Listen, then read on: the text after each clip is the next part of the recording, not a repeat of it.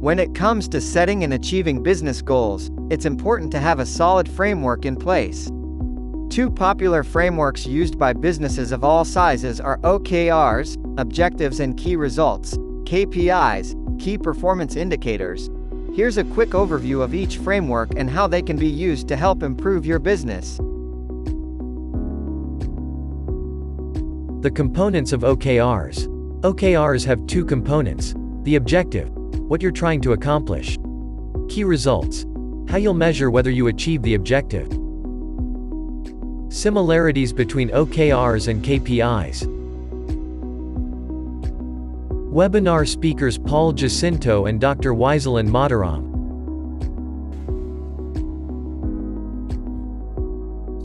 Okay, well, happy Friday to everyone that's joining this quick discussion and presentation on OKRs and KPIs. And I'll give you the long-winded version of that: objectives and key results and key performance indicators. So, okay, with that out of the way, let's go ahead and get started. If you're here to learn about OKRs and KPIs and how to leverage them to gain alignment within your team and your company, you're in the right place. So what we'll cover today is broadly, what it is, what are OKRs and KPIs. Essentially, it's just a goal-setting framework. What are the mechanics of writing good objectives and key results? We'll also leverage or cover how do KPIs and initiatives complement the OKR framework. These terms often get used interchangeably, but they're very distinct, very different things. And then finally, it's not enough to know that it's a goal-setting framework. It's not enough to know how to create and document an OKR. There's a whole management process around this thing. So if you're at a company that says you're doing OKRs, but you're not maintaining them, you're really missing out on a lot of the value that comes with the OKR framework. Okay, let's keep it going. So when we get done in about 20 minutes, here are the takeaways I would love for you to take back to either your team or your management or leadership. So at the end of the day, an OKR framework is really, it's articulating that the whole is greater than the sum of its parts. I think this is important because I work at companies that are so narrowly focused on the work that they're really tracking output instead of outcomes and value or business value. So OKRs is a way to capture the business value so that at every level of the organization, there is some alignment there. At the end of the day, this framework allows you to understand the strategic direction of the company at the lower levels, not just at the management or leadership level, but the people actually doing the work, right? So, team level KPIs, these are complementary to the OKR framework. They shouldn't be confused with each other. They also don't compete with each other. So I would love for you guys to take that away. And also, at the end of the day, team performance, every company just wants to have their team do better, improve, get better, experiment, do some innovation work. Well, in my experience, OKRs allow teams to actually track their performance and course correct with respect to company strategy. And then, we'll cover maintenance at the end. So on the right side here, I've got a little, I like to use analogies and visualizations. To me, team performance and companies that perform well, it's not about the individual players. It's not about having the best CEO or the best engineers or the best technologies. At the end of the day, the companies that I've consulted with that do really well are the ones that kind of work in alignment and have transparency between the C-level executives and the people doing the work. So my analogy here is like a great opera or a symphony that you attend. So no matter how great the music is, if you don't have the conductor and the individual sections of the orchestra in sync with the conductor, it's not going to be a great performance. So yeah, I hope that analogy could serve you well. Um, before I continue, can anyone think of another endeavor where it takes a whole team to really lockstep with each other to get awesome results? Movies, any your favorite sports teams, the high performers in those fields, yeah, they're all working on the same page, and so that level of performance can be achieved at your company with this framework. So okay, let me continue. Okay, so how do you get started? Well, let's cover what it is first. At the end of the day, it sounds complicated. It's an acronym, OKR. It sounds scarier than what it is. At the end of the day, it's just a goal setting framework. So all frameworks have a flow. So if you were going to screenshot a slide from the presentation, I think this would be a good one to take because it's covering the flow.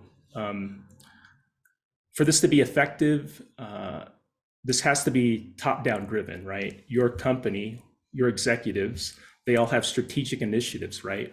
So they really have to articulate what it is they want the company to do or accomplish within 6 to 12, 18, 3 years out, sometimes 5 years out. So that long-term strategic thinking is, obviously comes from the top down, right? Because they're controlling the budget and figuring out where to put the money. But okay, so how do you scale this down? How does this flow from C-level executives down to the individual people doing the work?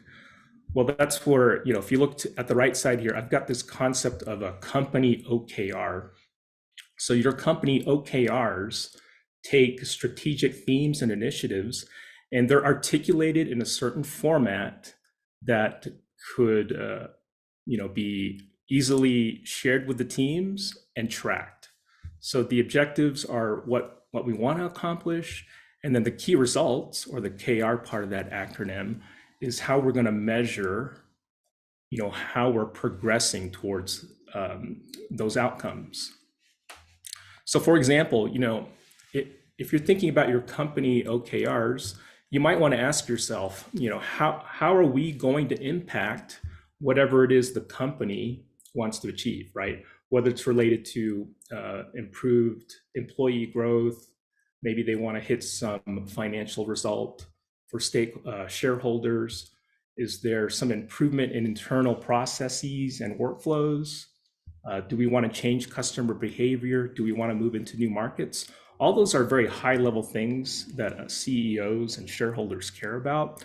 So the challenge is, if you're working at a company and you're working at the PMO or portfolio level, how do you articulate that as an objective and key result? So we'll go into that later. But notice how that OKR flows down to the team level.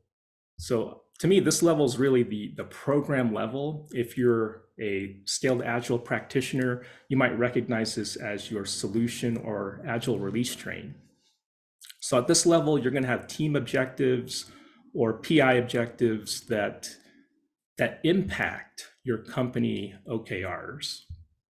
And then at the program level, if we go down another level, we've got the individual teams in that value stream or that program or project. At that level, we're going to have team level initiatives, team level KPIs that are more granular in a sense, and that granularity should help us track how we're headed towards our team level or PI objectives.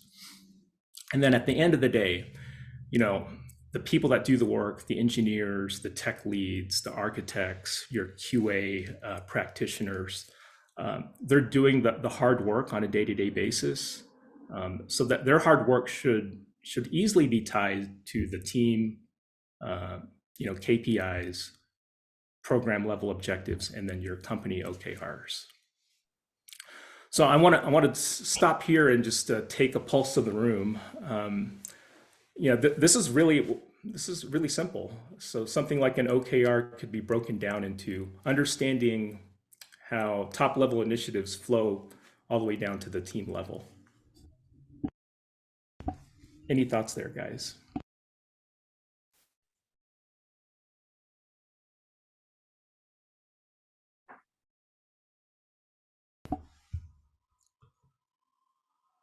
Okay, before we move on, I want to cover some of these questions that I've posed here.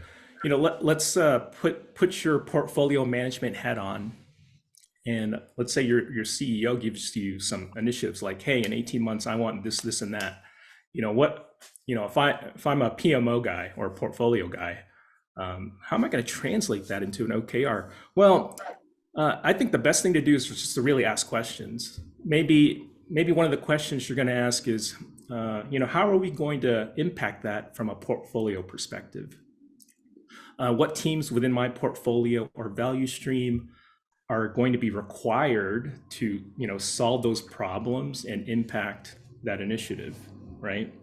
Maybe at the program level, what can we do to change and improve in 3 months or a quarter? If you're doing SAFe, it's a PI. At the team level, let's say you're a Scrum Master or product owner, what user stories do we need to include to drive that change? And, if I'm an engineer or QA person, what does that mean to me? Who does what and when is it due, right? So all of these link together from the team level all the way up to the company level. So, okay, let's, I kind of want to break this down into a simpler hierarchy. You've got sprint goals, team KPIs, feeding, program objectives, key results. That flows to company objectives, which flow to strategic themes. So I hope this slide simplifies the previous one, if this one's a little bit too busy for you. So, okay, I'm going to pause here. How is this landing for you guys? Do you guys feel, are you getting the intuition for OKRs and KPIs? Yeah, from my experience, OKRs does flow as you describe in your slide. But in the current financial services company that I'm working in right now, the OKRs, the objective, and the key results are all coming down from the portfolio level down to the program and the team level. So I don't think they structured it correctly. Oh, that's interesting. Okay, let me go back a slide. So yeah, you've got these high-level OKRs from a portfolio perspective, and those are flowing directly unchanged or they're not broken down any further than they are at the portfolio level. Yeah, it's just basically mandated from the top down, both the objective and the OKRs, so down to the program and to the team level. Okay, interesting. Yeah, it just depends on how they articulate it. I mean, if it's in my vision of OKRs at the portfolio level, they're super high level. They take many months to accomplish. So to me, that's a little bit too broad to be used at the team level. But that's just my personal experience. How is that working out at your company? Does your team are your teams gravitating and feel like these are good goals for them to achieve? Yeah, so I just joined, and so I really don't think that it's working from my perspective externally, at least. Yeah, and I think that's the reason why they're having trouble in meeting some of the key results, because they didn't come up with the key results. It's being dictated to them from the enterprise, and I think that's the key thing, right? Yeah. And it doesn't fit. In all different organizations, and so some of the teams are having a hard time meeting the key results. Yeah, okay. You said the key word there, it's being dictated to them. So notice in this slide, I went out of my way to say, you know what, these company OKRs need to be re-articulated from a team perspective and in a smaller period of time. So let's say a quarter or a PI if you're doing SAFe.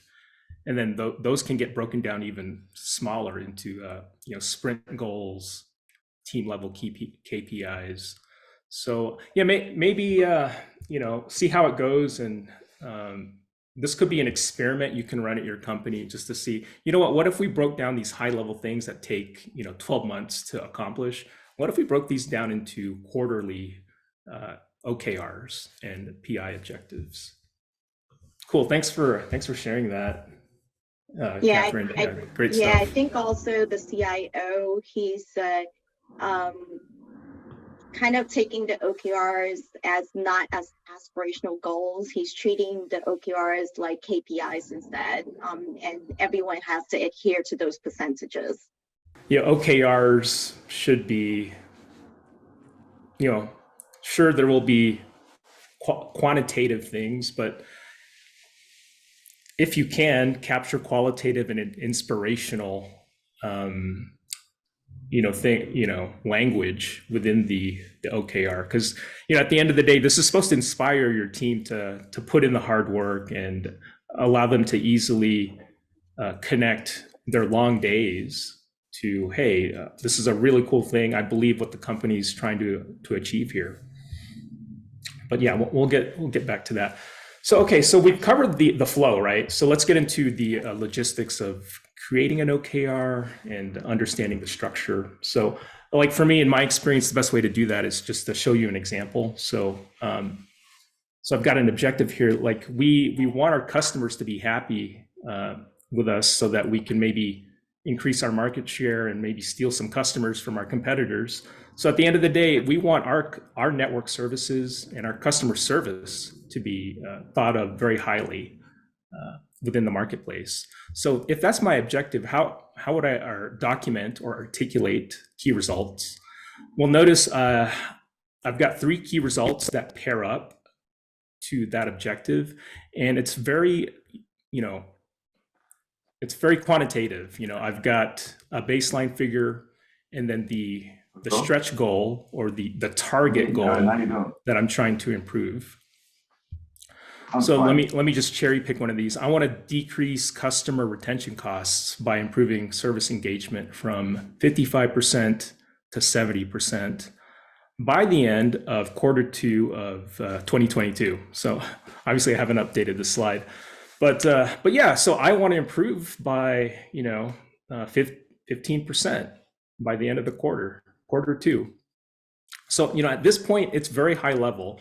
Like, so in your example, Stephanie, if I had just passed this down to someone at the team level, that doesn't really mean anything to them. So they, for this framework, for this goal setting framework to be effective, they need to take this key result and re-articulate it, at that level, the level that they're at, either at the program or team level, because all of this should be mapping to the real work at the end of the day. So, okay, given that example, I think this slide will help you with some additional context. If I had to explain this to someone that had no idea what it is, I would say, yeah, objectives are pretty well understood. It's just the goal you're trying to achieve. And I would focus more on, hey, the key result is where people get this wrong. So to me, key results could be boiled down to 5 different components. You should always start out with an action verb, right? It should quickly flow into what you're measuring, and what you're measuring should be baselined first, and then you should express the improvement, expressed as your target or stretch goal. And then you should always time box when this key result is due. Your target deadline is very important. I see a lot of companies that just stop right here.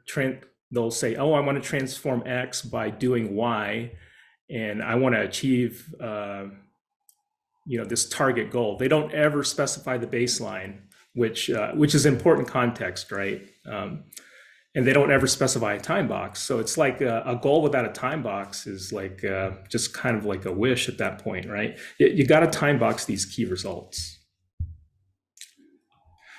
So if you're doing scaled agile, OKRs and SAFe, the breakdown and flow could look like this. You've got some high level strategic enterprise goal that breaks down to the portfolio level, which breaks down to the solution train level, and then finally at the art level and team levels. So notice, in this screenshot, I've included space to track your KPIs at that level, and a space to reference which features help realize that performance improvement. So that's important. All right, let's keep it going. KPIs. All right, so I've talked a lot about OKRs. How do KPIs, or how do KPIs fit into the framework? First and foremost, KPIs they're complementary. This is not a competing framework. So KPIs at the team level, if you added up all the KPIs at the team level, it's that accumulation, that whole is greater than the sum of the parts. That accumulation of improvement within your tracked KPIs, they all support the strategic theme or the company initiative at the end of the day. So don't think that KPIs are some competing framework. They're very much complementary. So a more concrete example, in this example, it's a Agile release train. So here I've got a portfolio that contains several arts and a solution train. And each ring, in this figure, is supporting some company or strategic theme, right? And notice I've got some identifiers here. Like, these could be easily things that are tracked in Jira. So, I worked at a telecom place where, Dr. Wiselin implemented this tracking directly in Jira. So it works quite nicely, if I'm being honest. So again, it's the parts of the whole, it's all like cumulative. And, if you prefer something visual, you probably gravitate to the left drawing. If you like charts and graphs, this could also be expressed as, hey, an accumulation of progress at each individual OKR or KPI in Jira. So, okay, let's move on. So now that you know what OKR is, it's just a goal setting framework. You know what KPIs are and how they help complement the achievement of company goals. I think most companies, they stop there and don't realize, oh, there's a maintenance cycle to all of this. There's a management required. So I'll give you a one slider here that neatly sums up the workflow and the maintenance of an OKR. So ideally, you've got strategic initiatives that can be expressed as OKRs. You got to do all that hard work up front. So if you're doing SAFe, you're probably in preparation for PI planning, making sure you understand what OKRs are going to flow into your value stream. And then, you do your planning, you get your alignment, you get your team level objectives, and then you begin your quarterly time box or your PI. And then notice that these OKRs, they're living things. They require check-ins. So if you worked at a big enterprise, you might have a weekly program level meeting where you talk about progress. And typically the ones I've been a part of, those meetings are really status meetings about percent complete. It's a measure of output, not value.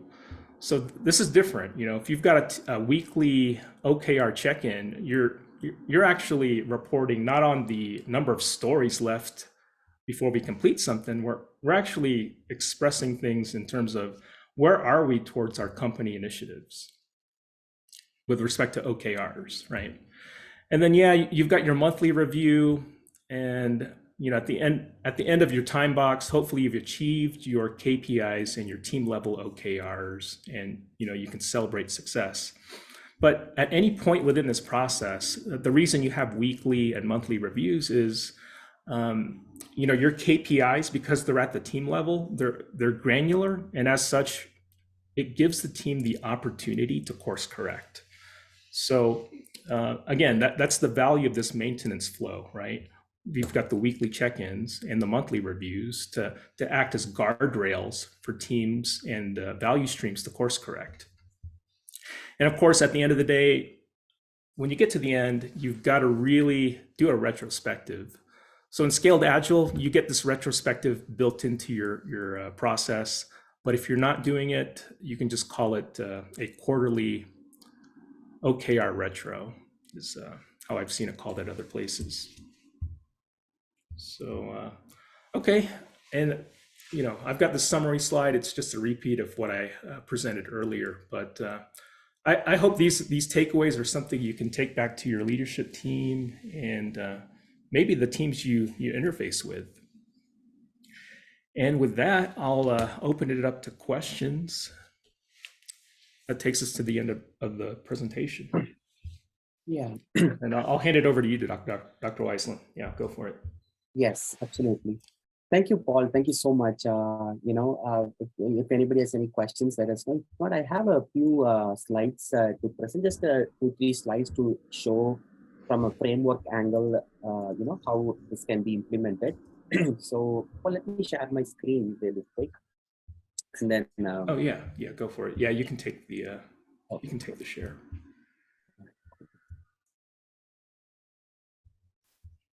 So again, for those who don't know, me and Paul, we are from IBC, and we together do a lot of transformation across the globe. Currently, me and Paul are working on a very critical transformation in Levi's. We used to do ServiceNow. We do multiple organizations. So we would like to bring our best practices back to the community. Okay. Let me share my screen. 1, 2, and 3. Okay. So I'm going to put it in full screen mode. Okay. Hopefully you all can see my screen. And so let me do a quick, to see how this OKR and KPI framework fit in this Scaled Agile framework, right? So if you look at the Scaled Agile framework, let me mute a few some background noise. Okay. So when you look at the Scaled Agile framework, we have strategic teams at the portfolio level right here. And at the portfolio level, the strategic teams are represented by OKR, the objective key results, right?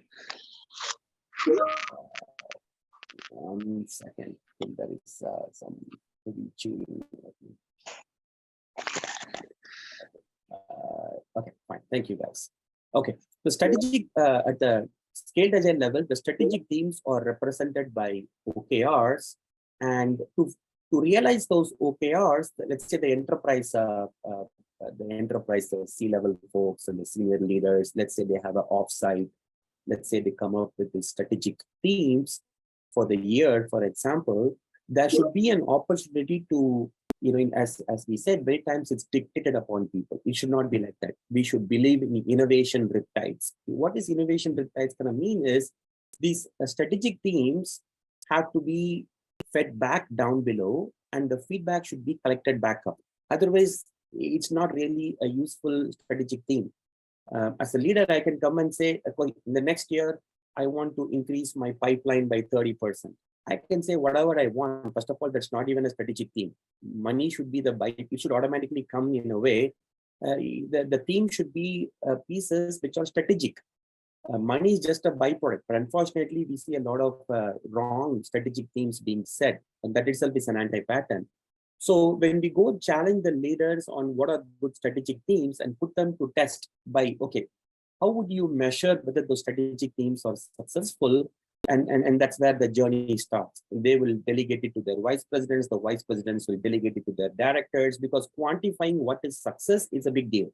How do you get there is a big deal. Connecting strategy to execution is a big deal. That's where everywhere the lean portfolio management has issues. There are holes to connect the strategic themes to execution. So let me double click on this OKR, right? So this next slide should tell you a simple example of OKR. So when there is a strategic theme and an OKR, you have to represent it in terms of key results. How do we get there? And if you look at the key results, they are all completely different scales. The first one is member churn percentage. The second one is NPS. The scales are completely different, and that's okay. And that's okay. I'm going to show you some tooling aspects as well right after this, because we're only concerned about the ratio. So when we measure up the OKR progress, it will cancel each other, because we only look at, there's a syntax like what Paul mentioned, which I'm going to show you as well. It's okay to have a strategic team represented by OKRs, and each of them can be multiple different scales, no problem. But we need to be able to quantify it. If we cannot say the quantifiable measures, first of all, it should not even be a strategic team. Okay. So to now, once the strategic teams, are done, now to fulfill the strategic teams are realized by epics. Now at the portfolio level, there will be epics, and the epics are realized or represented through key performance indicators. So the way in Scaled Agile Framework you read it here is that at the strategic team levels, you have OKRs, and at the epic and capability and feature level, you can have KPIs to see that the things are progressing incrementally towards the OKRs. If that is not happening, then there is no decentralized decision making. Everybody at the train level or the solution level should be able to see, hey, how can we contribute KPIs to go towards those strategic teams OKRs is the mindset, right? And I'm going to show you a little bit more. So I showed you an example of an OKR. Now I'm going to show you a syntax. And this is exactly what Paul was talking about. It's very simple.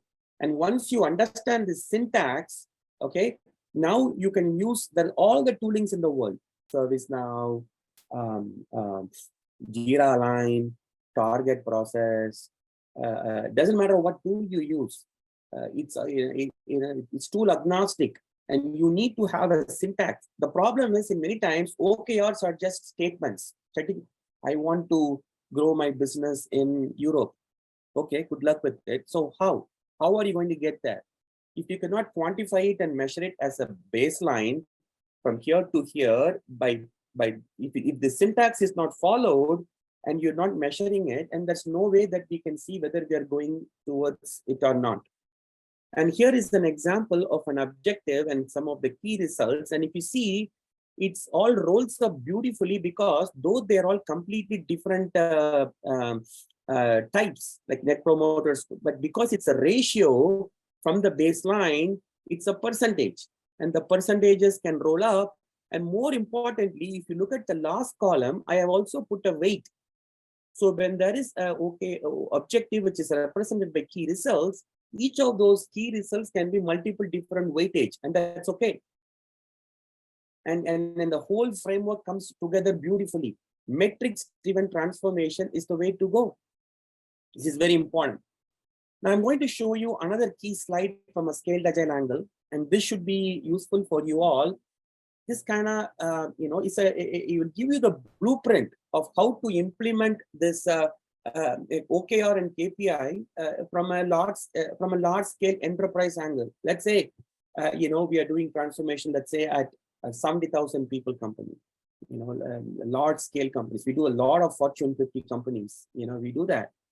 And if you cannot have a framework which can be rolled out to how 60,000 people work, for example, at the team level, they'll be doing stories for every iteration. That's fine. And if you look here, the KPIs are starting from the train level, the large solution level, the portfolio level, the enterprise level has OKRs. The enterprise levels leaders have OKRs, but then if you see from there on at the portfolio and everything else down below, it is going towards as initiatives. You can change it as epics here. If you want to be consistent with the Scaled Agile framework, you can change it as epics here, right? This should be epic, and then it just comes down.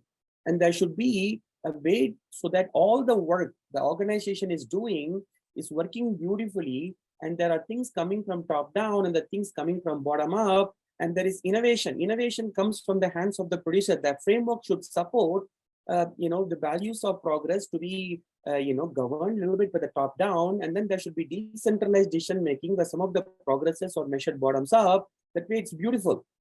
Otherwise, it's going to be a problem. It's a beautiful framework. And anybody who has done OKR KPI framework right, they tend to make a name for themselves in any organization that they are in, because this is the reason why the company exists. It's because of the progress of all the value given to the organization and for the customers. And this measures that. This is beautiful. I'll pause here for questions. A small presentation, but I thought I will give you a few slides. That way you can, take away some things. Hi, this is Samantha. I'm so glad that you have this slide. I really appreciate that. Because I think until this slide, there is a lot of kind of mix up with, solutions and programs. And it was kind of all mixed in with program. And when the slide from before, it's like arts and solutions. And arts and solutions are at different levels. So I wanted to really kind of define the OKR level and other levels. So thank you for this slide. But I realized that, working with teams, so this is a lot more for like the organizational level, right?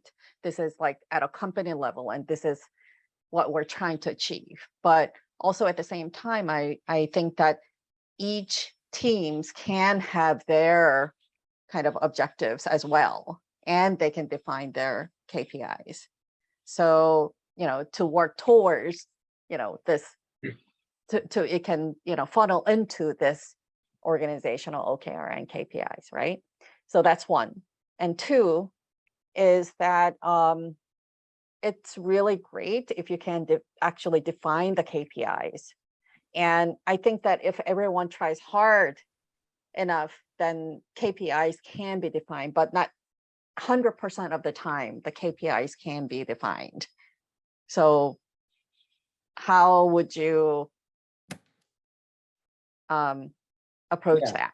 No, fair enough, right? So at the team levels, right, from a safe framework angle, right, we have PI objectives. Every team has a PI objectives, which are, something that the team would like to deliver as a part of the PI. And and then if you look at the definition of some of the stories and acceptance criteria, can they be in a measurable outcome angle? Absolutely yes, right? To answer your first part of your question, absolutely yes, at the team level, right?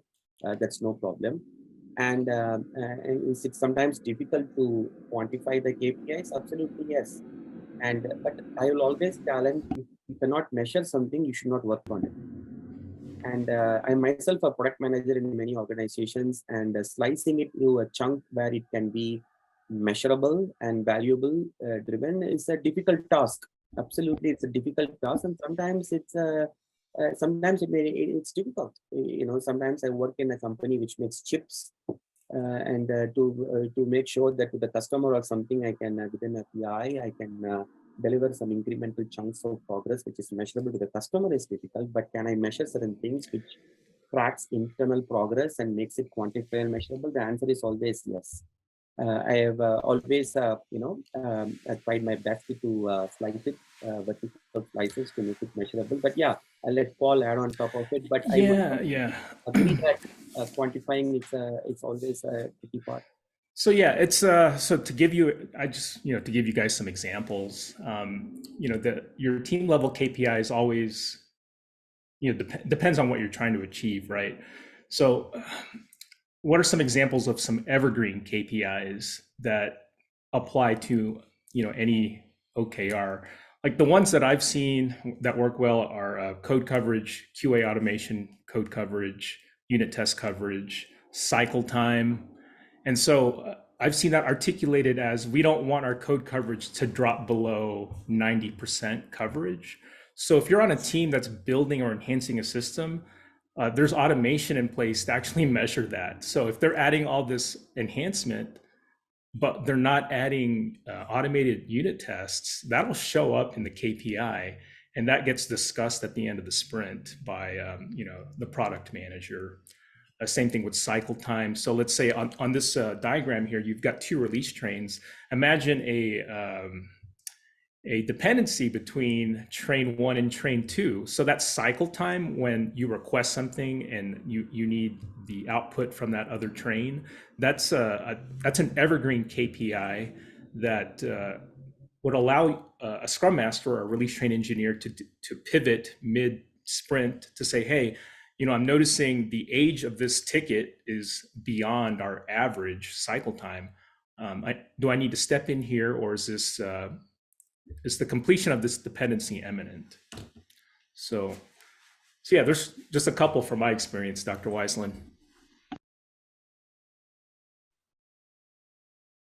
I think there are some things that, again, I really try to get people to define the KPIs, because you want to be able to somehow measure the direction that you're going, or, are we building the right features or functions, whatever the cases may be. But like upgrading software, that takes time, but yet,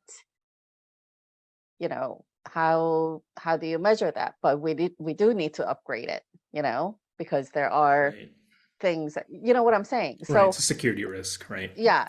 So you're tracking the number of people that are on the Security old is software. one, right? But you just can't measure. Okay.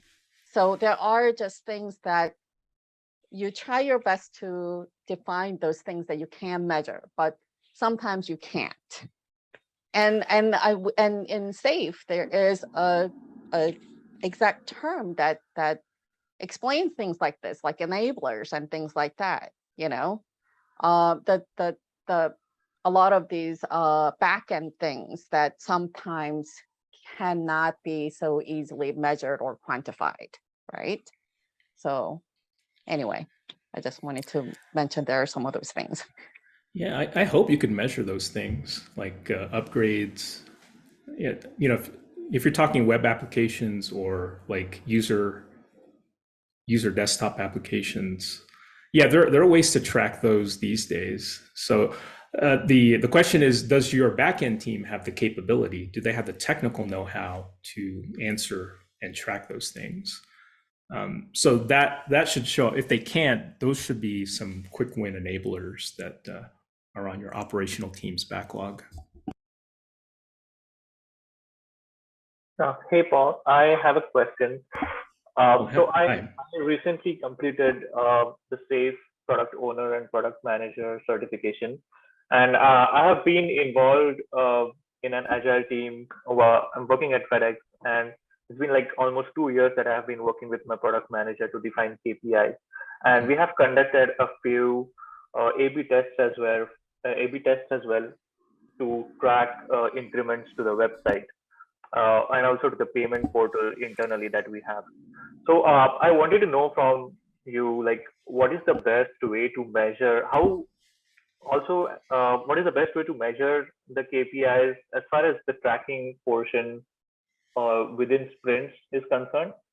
And being in a product owner role, how can I contribute towards that goal of meeting objectives? Yeah, so you mentioned A/B testing. Has FedEx rolled their own A/B testing framework, or did they purchase it from a vendor? They purchased it. From. Okay, great. So yeah, if you purchased it from a vendor, they should have some API calls that your development team can hook into to get that granular usage data.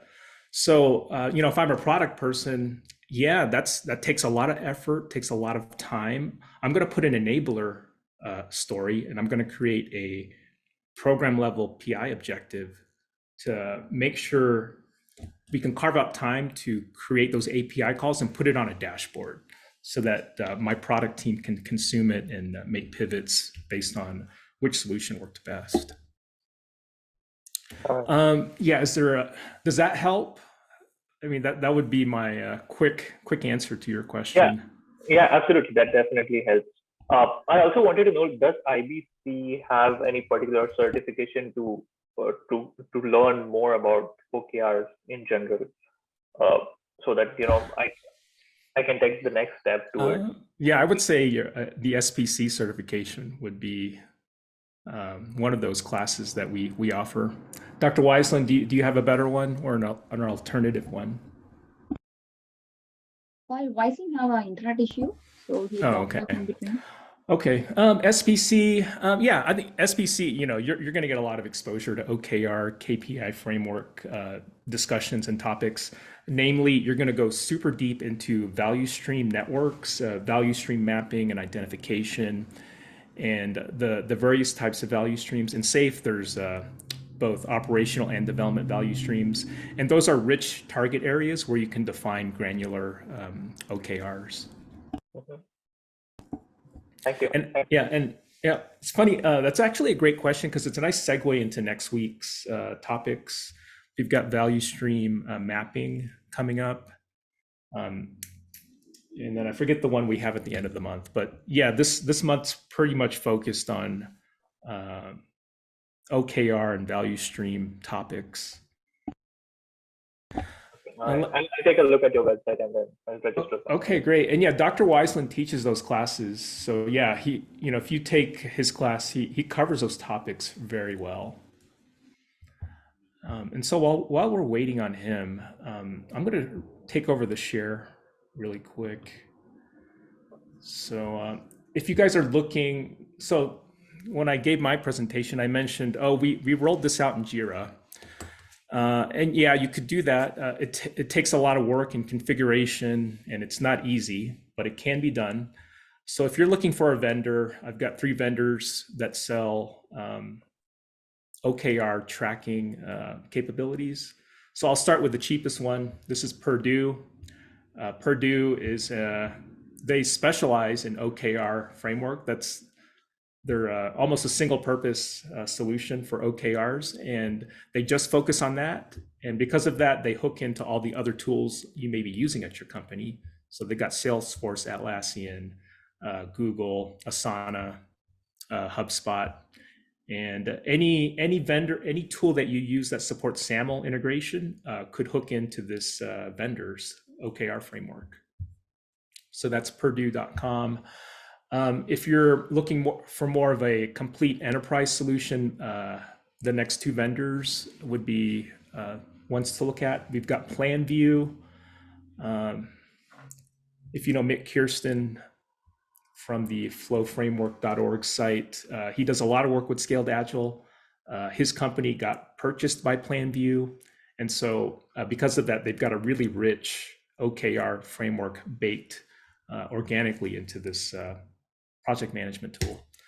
And then finally, Aptio. This is another enterprise grade tool. So just keep in mind, these last 2 vendors, they're pretty pricey. If you just want to dip your toe and not want to spend a lot of money, Purdue would be the way to go. So yeah, that's all I wanted to share with you guys. Does anyone have additional questions? Can you go to the last one? Yeah, Aptio. Yeah, target process Aptio. Yep. So they've got some screenshots of what their goal framework would look like. So notice they've got value stream mapping baked in. So if you work at a place that's doing Scaled Agile, I feel like Aptio is a natural fit for the organization. So see, they've got strategic objectives, and this is drillable. So when you drill down, you're going to see, solution and program level OKRs.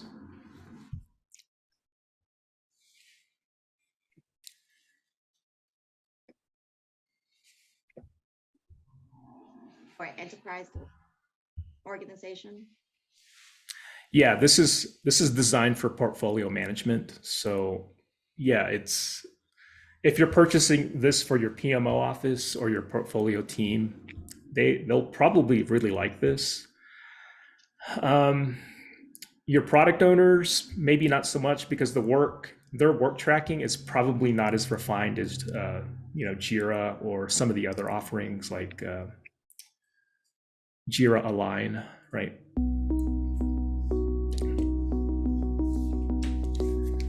I mean, I've used Jira Align. I think the OKR framework in Jira Align is not as strong as these other vendors. But if you're sunk in on the Atlassian system, Jira Align can do it too.